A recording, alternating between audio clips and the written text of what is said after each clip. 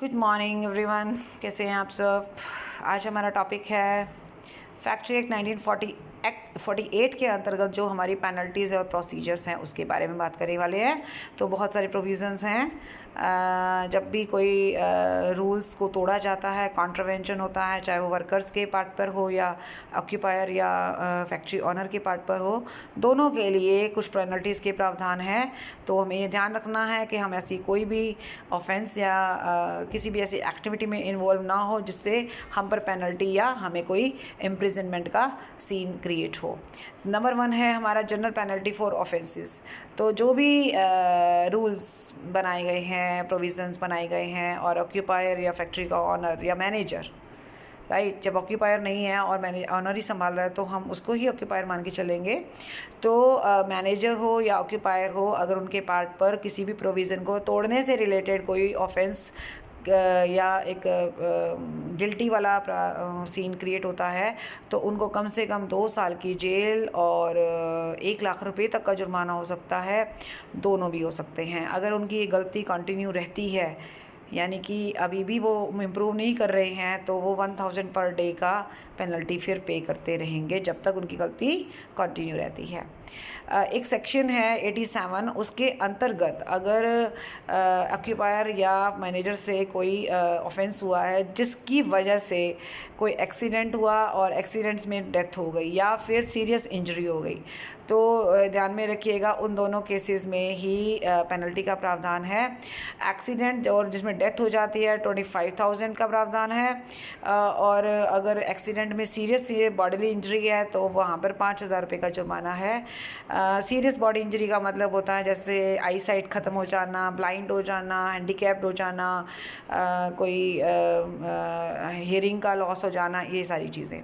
Enhance penalty after previous conviction, जो अभी अभी हमने सेक्शन पढ़ा है, सेक्शन का देख लेते हैं। सेक्शन 92 के अंतर्गत जो हमसे ऑफेंस हुआ और अगर अभी भी हम उस चीज़ को इम्प्रूव नहीं कर रहे हैं और आगे भी हमने ऑफेंस सेम टाइप का किया है तो हम पर फिर और ज़्यादा प्रॉब्लम्स आ सकती हैं।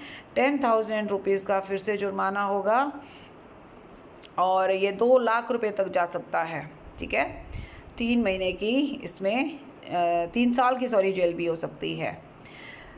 कोर्ट चाहे तो ये जो 10,000 के पेनल्टी को, क्योंकि मिनिमम पेनल्टी यहाँ 10,000 है ना, तो 10,000 से कम कर सकते हैं अगर कोई वैलिड रीज़न है तो। ठीक है, आगे चलेंगे। अगर इस सेक्शन में हम आ रहे हैं और डेथ के केस में 35,000 है, हालांकि पिछले सेक्शन में हमने देखा था डेथ के केस में 25 था।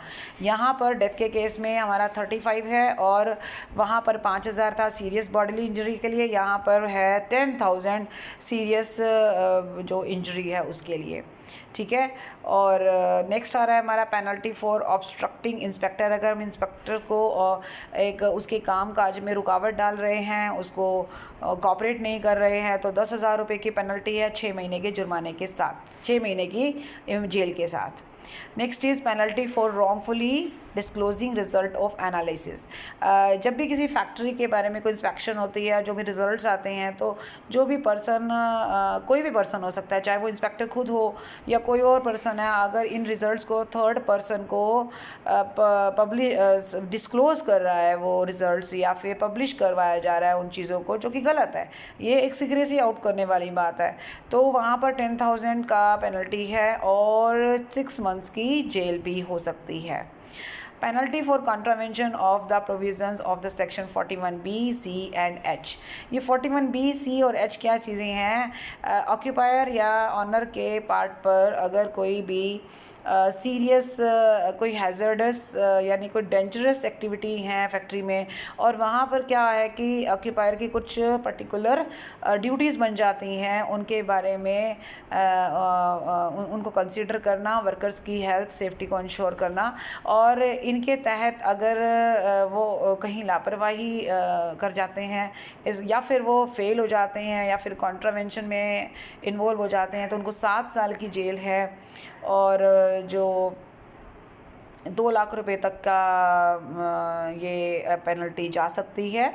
और अगर अभी भी वो इस ऑफेंस को कंटिन्यू रखते हैं तो 5000 पर डे की पेनल्टी उन पे लगती रहेगी, ठीक है।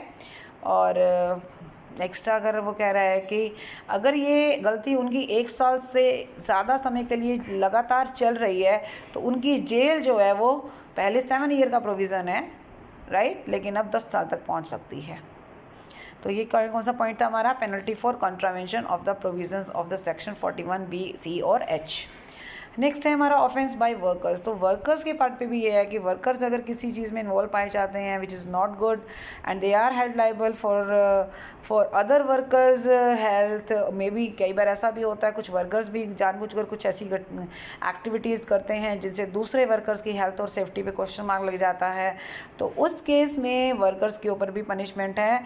ऑक्यूपायर और मैनेजर उसके लिए जिम्मेवार नहीं माने जाएंगे, लेकिन अगर ऑक्यूपायर और मैनेजर के बारे में ऐसा डिस्क्लोज होता है कि उनकी नॉलेज में ये पॉइंट था लेकिन उन्होंने कोई भी प्रिकॉशन नहीं लिए, देन उनको भी हम रिस्पॉन्सिबल बना सकते हैं, ठीक है।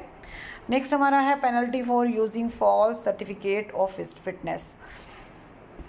तो अब इसमें क्या रहेगा, पेनल्टी फॉर यूजिंग फॉल्स, जब हम ऑब्वियसली इस टॉपिक के बारे में पढ़ चुके हैं कि एडोलसेंट या चाइल्ड के केस में हमें एक सर्टिफिकेट लेना होता है, सर्टिफिकेट ऑफ फिटनेस, तभी फैक्ट्री में काम करने की परमिशन मिलती है।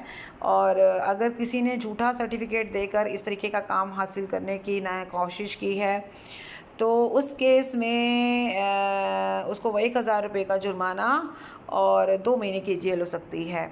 अब इसमें ये भी होता है कि अगर जो भी उसके साथ लोग इन्वॉल्व पाए जाते हैं वो सब भी उसमें कॉन्ट्रावेंशन में जिम्मेवार माने जाएंगे।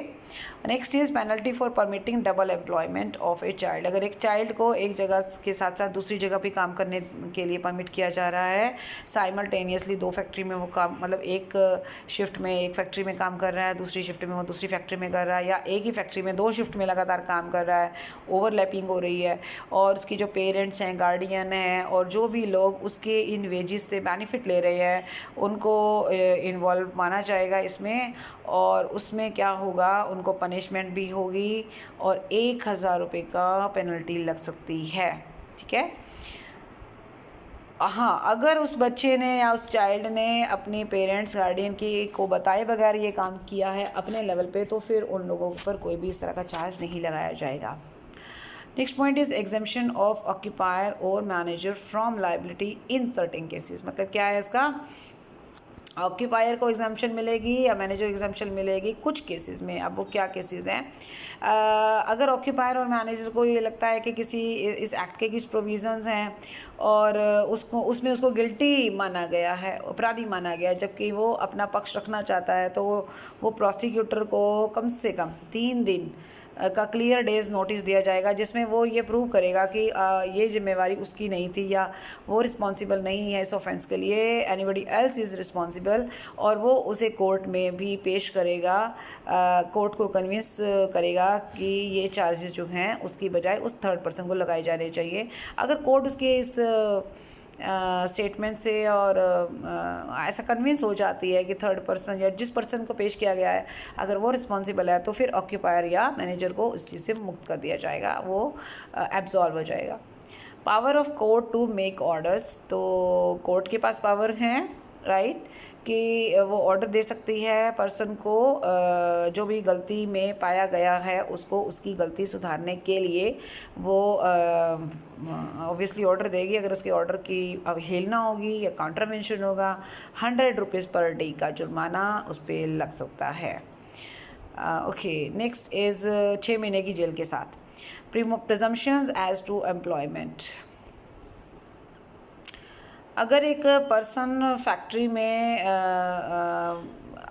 है लंच, राइट, या फिर रेस्ट के समय के अलावा, तो ये माना जाएगा कि वो वहाँ एम्प्लॉयड है, अदरवाइज़ उसका वहाँ मतलब नहीं है रहने का। मैं मान लीजिए लंच टाइम में अगर वहाँ जो भी पर्सन है वो ये नहीं माने जाएंगे कि सारे काम पे हमें भी किसी वर्कर को लंच देने के लिए घर से उसके कोई पर्सन आया है तो उसको एम्प्लॉयड हम नहीं मान सकते। ऑनस एज टू एज, कई बार क्या होता है कि कुछ क्राइम्स एज के अकॉर्डिंगली जज किए जाते हैं और पर्टिकुलर एज कम होने की वजह से कहीं कहीं वहाँ पर थोड़ा सा लिबर्टी मिल जाती है। तो अगर एज का प्रॉब्लम है और ये ऐसा देखा गया है कि जो ऑफेंस है उसके लिए एज के अकॉर्डिंगली या तो पनिशमेंट है या फिर इस तरीके का प्रोविज़न है, तो इस बात की जिम्मेवारी उस पर्सन की है जिसके ऊपर इस तरीके का चार्ज लगा है। वो प्रूव करेगा कि उसकी एज उससे कम है जो दिख रही है। और इसके अलावा जो भी सर्टिफाइड सर्जन होता है वो भी अगर ऐसा कोई सर्टिफिकेट दे दे कि जो एज उसकी एक्चुअल है वो कितनी है या उसका कुछ आइडिया उसको अगर हो जाए प्रूव, तो उसकी ऑफेंडर के एज का अगर कोई प्रूफ इस तरीके से अवेलेबल हो जाए तो उसके अकॉर्डिंगली फिर फैसला किया जाता है।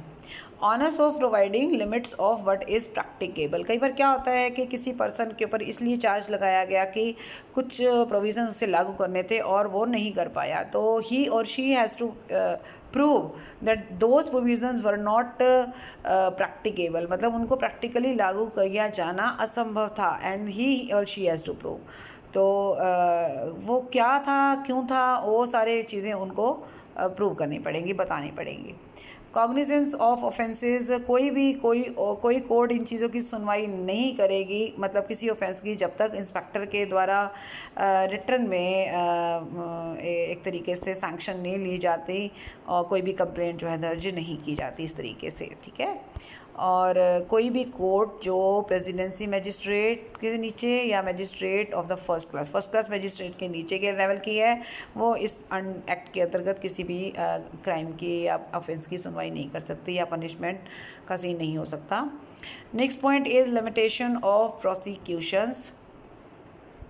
कोई भी कोर्ट सुनवाई नहीं करेगी जब तक एक कंप्लेंट की नहीं जाती ऑफेंस होने के 3 महीने के अंदर अंदर। अगर 3 महीने के अंदर अंदर उसकी इन्फॉर्मेशन ही नहीं दी गई तो सुनवाई नहीं हो पाएगी, ठीक है। और अगर कोर्ट के ऑर्डर को डिसओबे करने से रिलेटेड कोई ऑफेंस है तो 6 मंथ्स तक भी कंप्लेंट की जा सकती है, मतलब 6 मंथ तक भी उसकी सुनवाई हो सकती है, ठीक है, ओके। इंस्पेक्टर के जो भी ऑर्डर्स हैं अगर उसको डिसओबे किया गया है तो उसके लिए 6 महीने का टाइम दिया गया है। The last one of this video is jurisdiction of a court for entertaining proceeding etcetera for offence. जिस जगह पर वो प्लांट जहाँ पर ये ऑफेंस हुआ है वो स्थापित है यानी वो इस्टेब्लिश्ड है, तो इस एरिया के हिसाब से ही प्लांट का जो प्लांट के इक्विपमेंट की हम बात करते हैं तो प्लांट जहाँ जिस प्लेस पर एस्टेब्लिश है वो एरिया के अकॉर्डिंगली ही कंप्लेंट दर्ज की जाएंगी, ठीक है। तो ये एक तरह से ये माना जाएगा कि वो ऑफेंस उस एरिया में हुआ है, ओके। तो इस वीडियो में हमने बात की कुछ पेनल्टीज़ की, प्रोसीजर्स की। नेक्स्ट वीडियो में हम और आगे डिस्कस करेंगे इस चैप्टर को। So that's all for this video. Thank you so much. Bye bye. Take care.